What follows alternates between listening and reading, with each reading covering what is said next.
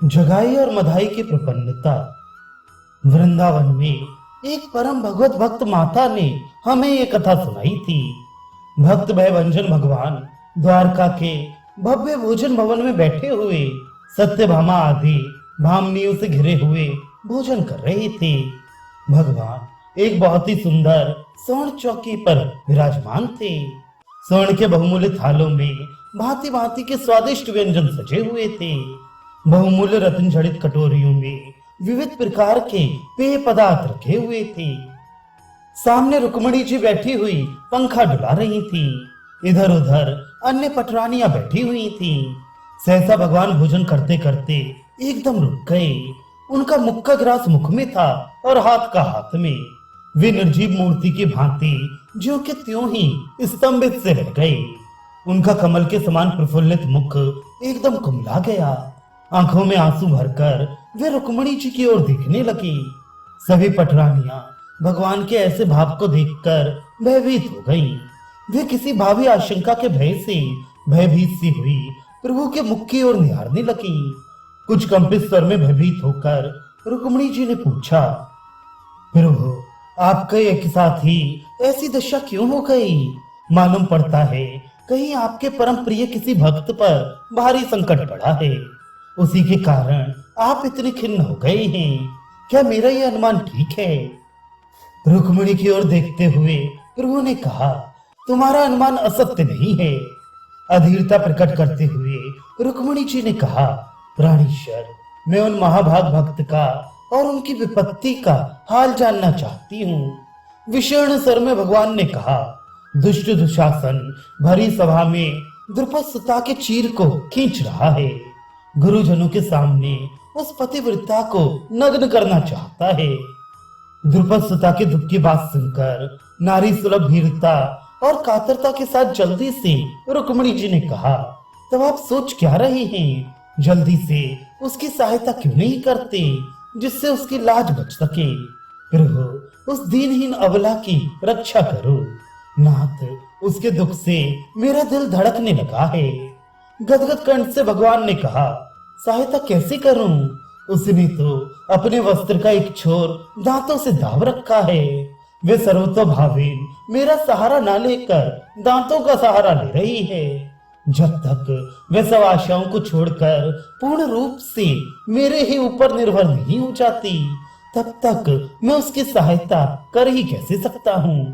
भगवान द्वारका में इतना कह ही रहे थे कि द्रौपदी ने सब ओर से अपने को निस्सहाय समझकर भगवान का ही आश्रय लेने का निश्चय किया। उसके मुख से क्रश इतना ही निकला था कि दांतों में से वस्त्र छूट गया। दांतों का आश्रय छोड़ना था और क्रश के आगे अड़ा भी नहीं निकलने पाया कि तभी भगवान वहां आ उपस्थित हुए और द्रौपदी के चीर को अक्षय बना दिया। इसी का वर्णन करते हुए सूरदास जी कहते हैं, द्रुपद सुता निर्बल भई ताधिन गाहे लाए निज धाम। दुशासन की भुजा थकित भई वसन रूप भई श्याम। सुनहरे मैंने निर्बल के बल राम। क्योंकि जब तक मनुष्य को अपने बल का आश्रय है, जब तक वह अपने को ही बली और समर्थ माने बैठा है, तब तक भगवान सहायता क्यों करने लगे? वे तो निर्बलों के सहायक हैं, निष्किंचनों के रक्षक हैं। इसलिए आगे सूरदास जी कहते हैं, अपबल तपबल और बाहुबल चौथा है बलधाम। सूर कृसोर कृपात सब बल हारे को हरि नाम। सुनहरे मैंने निर्बल के बलराम। जगाई मधाई के पास अन्याय से उपार्जित यथेष्ट धन था। शरीर उन दोनों का पुष्ट था। शासक की ओर से उन्हें अधिकार मिला हुआ था। धन जन सेना तथा अधिकार सभी के मद में वे अपने को ही कर्ता समझे बैठे थे। इसलिए प्रभु भी इनसे दूर ही रहे आते थे। जिस क्षण ये अपने सभी प्रकार के अधिकार और बलों को भुलाकर निर्बल और निष्किंचन बन गए, उसी समय प्रभु ने इन्हें अपनी शरण में ले लिया। उस क्षण भर के ही उपशम से वे उम्र भर के पुराने पापी सभी वैष्णवों के कृपा भाजन बन गए। कृपण्यता और शरणागत में ऐसा ही जादू है। जिस क्षण तेरा हूं कहकर सच्चे दिल से उनसे प्रार्थना करो, उसी क्षण वे अपना लेते हैं। वे तो भक्तों के लिए भूखे से बैठे रहते हैं, लोगों के मुख की ओर ताकते रहते हैं कि कोई अब कहे कि मैं तुम्हारा हूं। यहाँ तक कि अजामिल ने झूठे ही पुत्र के बहाने नारायण शब्द कह दिया। बस इतने से ही उसकी रक्षा की और उसके जन्म भर के पाप क्षमा कर दिए। भक्तगण जगाई मधाई दोनों भाइयों को साथ लेकर प्रभु के यहाँ आए। सभी भक्त यथा स्थान बैठ गए। एक उच्च आसन पर प्रभु विराजमान हुए। उनके दाएं बाएं गदाधर और नित्यानंद जी बैठे थे। सामने वृद्ध आचार्य अद्वैत विराजमान थे। इनके अतिरिक्त पुंडरीक, विद्यानिधि, हरिदास, गरुण, रमाई पंडित, श्रीनिवास, गंगाधर, वक्रेश्वर, चंद्रशेखर आदि अनेकों भक्त प्रभु के चारों ओर बैठे हुए थे। बीच में ये दोनों भाई जगाई और मधाई नीचा सिर किए आंखों में से अश्रु बह रहे थे। इनके अंग प्रत्यंग से विषण्णता और पश्चाताप की ज्वाला से निकलती हुई दिखाई दे रही थी।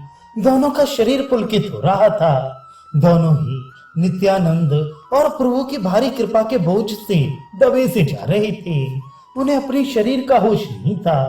प्रभु ने उन्हें इस प्रकार विषादयुक्त देखकर उनसे कहा, भाइयों, तुम पर श्रीपाद नित्यानंद जी ने कृपा कर दी।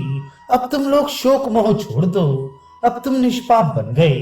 भगवान ने तुम्हारे ऊपर बड़ी कृपा की है। प्रभु की बात सुनकर गदगद कंठ से रोते हुए दोनों भाई बोले, प्रभु, हम पापियों का उद्धार करके आज आपने अपने पतित पावन नाम को यथार्थ में ही सार्थक कर दिया। आपका पतित पावन नाम तो आज ही सार्थक हुआ। अजामिल को तारने में आपकी कोई प्रशंसा नहीं थी, क्योंकि उसने सब पापों को क्षय करने वाला 4 अक्षरों का नारायण नाम तो लिया था। गणिका सुहा पढ़ाते पढ़ाते ही राम नाम का उच्चारण करती थी। कैसे भी सही भगवत नाम का उच्चारण तो उसके जिह्वा से होता था। वाल्मीकि जी ने सहस्त्रों वर्ष तक उल्टा ही सही नाम जप तो किया था। खेत में उल्टा सीधा कैसे भी बीज पड़ना चाहिए, वह जम अवश्य आएगा। दंतवक्र, शिशुपाल, रावण, कुंभकर्ण, शक्टासुर, शंबरासुर, अघासुर, बकासुर, कंस आदि सभी असुर और राक्षसों ने द्वेष बुद्धि से ही सही आपके रूप का चिंतन तो किया था। वे उठते बैठते, सोते जागते सदा आपका ध्यान तो करते रहते थे। इन सबकी तो मुक्ति होनी ही चाहिए थी।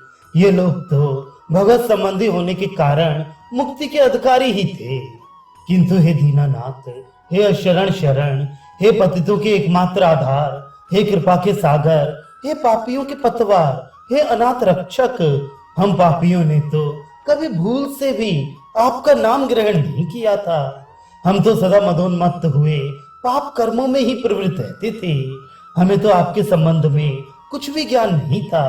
हमारे ऊपर कृपा करके आपने संसार को प्रत्यक्ष ये दिखला दिया कि चाहे कोई भजन करे या ना करे, कोई कितना भी बड़ा पापी क्यों ना हो, प्रभु उसके ऊपर भी एक ना एक दिन अवश्य ही कृपा करेंगे। हे प्रभु, हमें अपने पापों का फल भोगने दीजिए। हमें अरबों, खरबों और असंख्य वर्षों तक नरकों की भयंकर यातनाओं को भोगने दीजिए।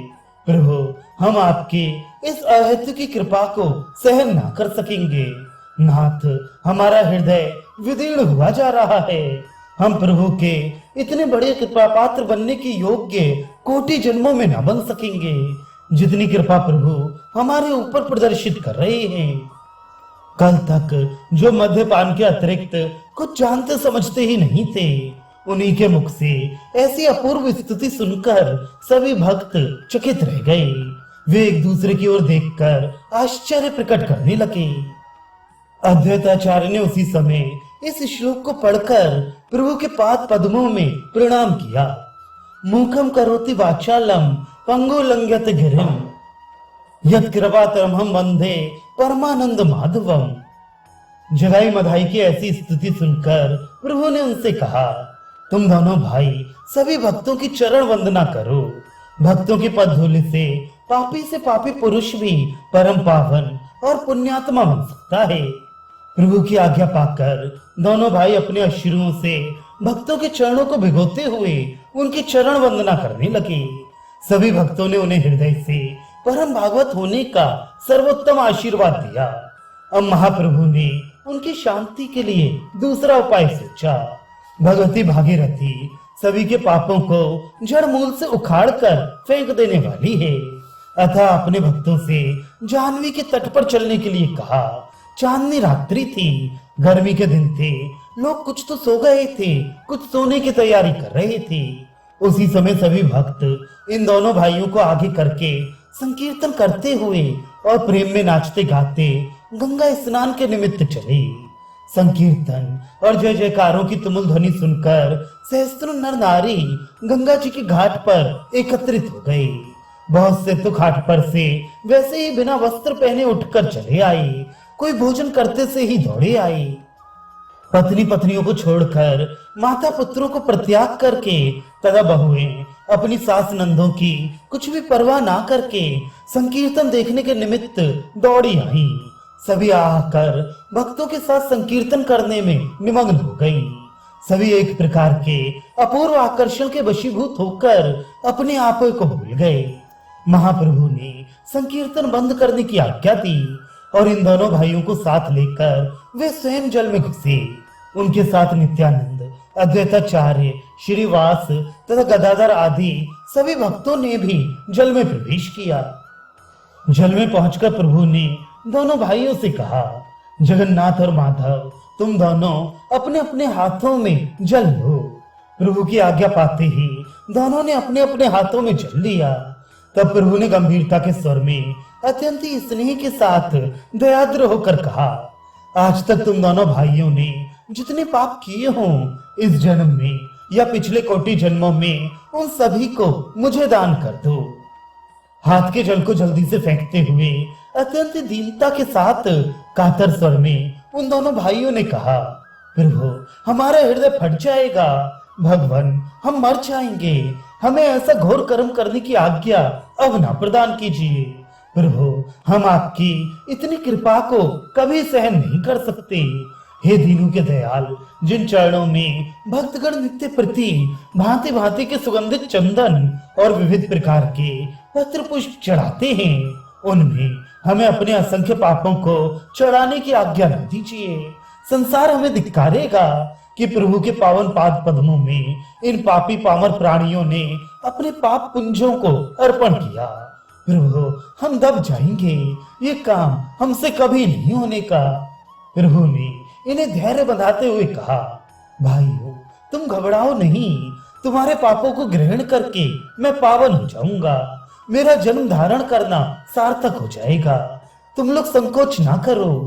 प्रभु की इस बात को सुनकर नित्यानंद जी ने उन दोनों भाइयों से कहा, तुम लोग इतना संकोच मत करो, ये तो जगत को पावन बनाने वाले हैं, पाप इनका क्या बिगाड़ सकते हैं, ये तो त्रिभुवन पाप हारी हैं, तुम अपने पापों का संकल्प कर दो। नित्यानंद जी की बात सुनकर रोते रोते इन दोनों भाइयों ने हाथ में जल लिया। नित्यानंद जी ने संकल्प करा और प्रभु ने दोनों हाथ फैलाकर उन दोनों भाइयों के संपूर्ण पापों को ग्रहण कर लिया। आहा, कैसा अपूर्व आदर्श है। दूसरों के पाप ग्रहण करने से ही तो गौरांग पतित पावन कहा सके। उनके पापों को ग्रहण करके प्रभु बोले, अब तुम दोनों निष्पाप हो गए, अब तुम मेरे अत्यंत प्रिय परम भागवत वैष्णव बन गए। आज से जो कोई तुम्हारे पापों को स्मरण करके तुम्हारे प्रति घृणा प्रकट करेगा, वह वैष्णव द्रोही समझा जाएगा, उसे घोर वैष्णव अपराध का पातक लगेगा। ये कहते कहते प्रभु ने फिर दोनों को गले से लगा लिया। वे भी प्रभु का प्रेमालिंगन पाकर मूर्छित होकर जल में गिर पड़े। उस समय प्रभु के अत्यंत ही अंतरंग भक्तों को तपाए हुए स्वर्ण के समान रंग वाला प्रभु का शरीर किंचित कृष्ण वर्ण का प्रतीत होने लगा। पाप ग्रहण करने से वह काला हो गया।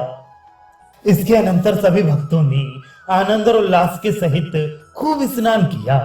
मारे प्रेम के सभी भक्त पागल से हो गए थे। स्नान करते करते वे आपस में एक दूसरे के ऊपर जल उलीचने लगे। इस प्रकार बहुत देर तक सभी गंगा जी के त्रिभुवन पावन पय में प्रसन्नता सहित क्रीड़ा करते रहे। अर्धरात्रि से अधिक बीतने पर सभी अपने अपने घरों को चले गए, किंतु जगाई मधाई दोनों भाई उस दिन से अपने घर नहीं गए। वे श्रीनिवास पंडित के ही घर रहने लगे।